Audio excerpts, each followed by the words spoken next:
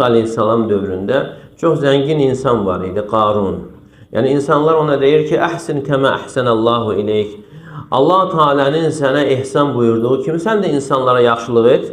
O nə deyir? Deyir ki, innəmə utituhu alə ilmin indi. Mən bütün bunların hamısını öz elmimə görə əldə etmişəm. Özündən görür, neməti etiraf eləmir. Nəticə nə olur? Allah Teala buyurur ki, fəxəsəfnə bihi və bidəril ard. Biz onu evi ilə birgə yerə batırdıq. Biz onu evi ilə birgə yerə batırdıq. Deməli, insan nankörlük edərsə, həm bu dünyada, yəni başına bəlanın gəlməsinə və həmçində ahirətdə də cəhənnəmin qazanmasına, yəni səbəb olur. Çünki Allah Teala qullarından kənud olanı sevmir. Allah Teala buyurur ki, innəl insane li rabbihi ləkənud. Həqiqətən insan Rəbbinə qarşı nankördür.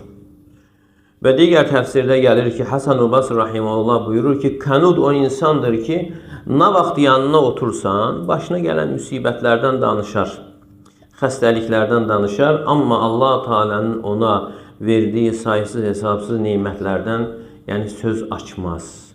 Yəni bu insan kimdir? Nankör insandır. Kənud sayılır. Yəni belə bir hərəkətdə cəhənnəmi qazandıran bir hərəkət sayılır, əməl sayılır. Yəni insanın xəstəlik günlərini cəm etsək, bir il ərzində olsun bir ay.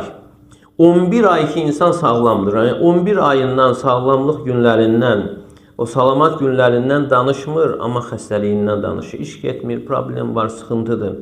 Amma o insan ki, yəni şükr edir, neməti Allaha mənsub edir, Allah Teala'nın bəxş elədiyi nemətlərdən söz açır.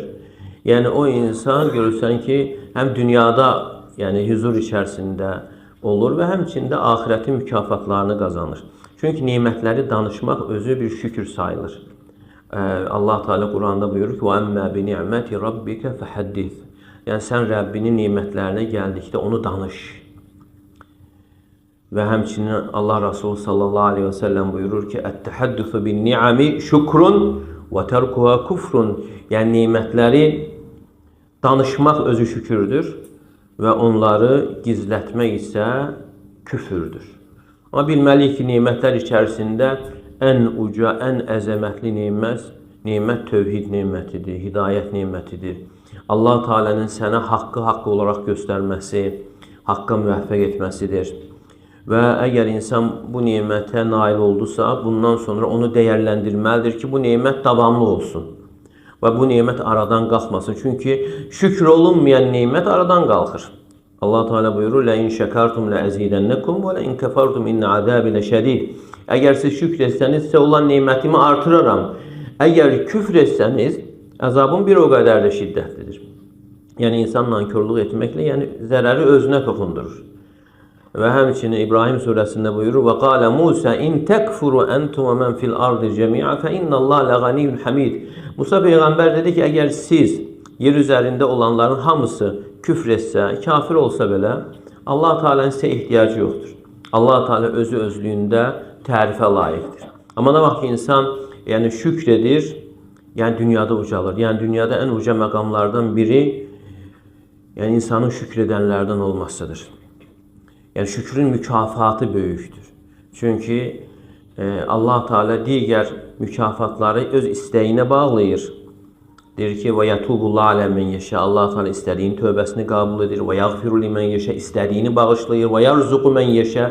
İstədiyinə ruzi verir. Amma şükrə gəldikdə isə və buyurur ki, və sənəczi şəkirin. Biz şükr edənləri mütləq mükafatlandıracağıq. Yəni şükrün mükafatı mütləq şəkildə verildiyinə görə, mükafat böyük olduğuna görə, yəni iblis söz verib ki, bütün bəşəriyyəti azdıracaq, yəni şükr edənlərdən olmasınlar deyə. Necə ki, A'raf surəsində Allah Teala buyurur, ثُمَّ لَأَتِيَنَّهُمْ مِنْ بَيْنِ أَيْدِيهِمْ وَمِنْ خَلْفِهِمْ وَعَنْ أَيْمَانِهِمْ وَعَنْ شَمَائِلِهِمْ وَلَا تَجِدُ أَكْثَرَهُمْ شَاكِرِينَ. Yəni iblis Allah Teala'ya deyir ki, sonra mən onların, yəni insanların önündən, arxasından, sağından, solundan gələcəyəm və sən onların çoxunu şükr edənlərdən tapmayacaqsın. Yəni iblis qeybi bilmirdi. Nə olacaq bilmir. Sadəcə o zənni idi. Zənni idi ki, şükr edənlərdən olmayacaq, amma zənni doğru çıxdı. Çünki Allah Teala buyurur, وَقَلِيلٌ مِنْ عِبَادِيَ الشَّكُرِ. Yəni mənim şükr edən bəndələrim azdır. Və buna görə insan bu məqama yetişmək üçün bunun səbəbləri var. Ən əsas səbəblər də insan tövhidi gerçəkləşdirməsi, Allaha olan ibadəti düzgün şəkildə yerinə yetirməsi və ibadəti çoxaltması ən əsas şükürlərdən sayılır. Çünki Peyğəmbərimiz sallallahu aleyhi və səlləm keçmiş və gələcək günahları bağışlanmış olduğu halda, yəni gecə namazında o qədər ayaqda durardı ki, ayaqları şişərdi. Və bu barədə ona sual veriləndə deyir ki, əfələ əkunu abdən şəkurən, məgər mən şükr edən bəndə olmayım mı?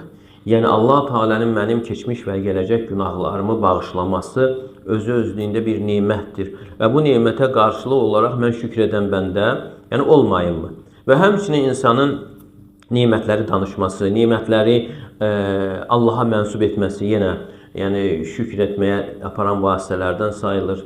Və həmçinin Peyğəmbərimiz sallallahu aleyhi və səlləm bizə gözəl bir qayda verir. İnsanın şükr edənlərdən olması üçün buyurur ki, "Unduru ilə mən huve əsfələ minkum və la tanduru ilə mən huve fawqakum." Yəni siz sizdən aşağıda olanlara baxın, yuxarıda olanlara yox. Əgər belə etsəniz, Allahın sizin üzərinizdə olan nemətini aşağı, dəyərsiz görməzsiniz. Yəni insan hansı halda olmasına baxmayaraq, yəni özündən aşağıda olanlara baxarsa, yenə görər ki, Allah Teala'nın yəni onun üzərində nə qədər böyük nemətləri var. Dünyavi məsələlərdə insan aşağı baxmalıdır. Amma axirət məsələlərində isə, cənnəti qazanacaq məsələlərdə isə Allah Teala bizə yarışmağı, ötüşməyi buyurur. Və sari'u ilə məğfirati min rabbikum və cənnə, və buyurur ki, cənnətə, Rəbbinizin məğfirətinə tələsin. Başqa ayədə buyurur, ötüşün. Başqa ayədə buyurur, və fi zəlikə fəlyətənəfəsil mutənəfisun. Yəni qoy yarışanlar, ötüşənlər bu kimi işlərdə, yəni axirəti qazandıracaq işlərdə ötüşsünlər, yarışsınlar. Amma dünyaya gələndə isə dünyada Allah Teala yarışmağı buyurmur. Əksinə insan dünyada yüngül səbəblərdən tutması insan üçün kifayət edir və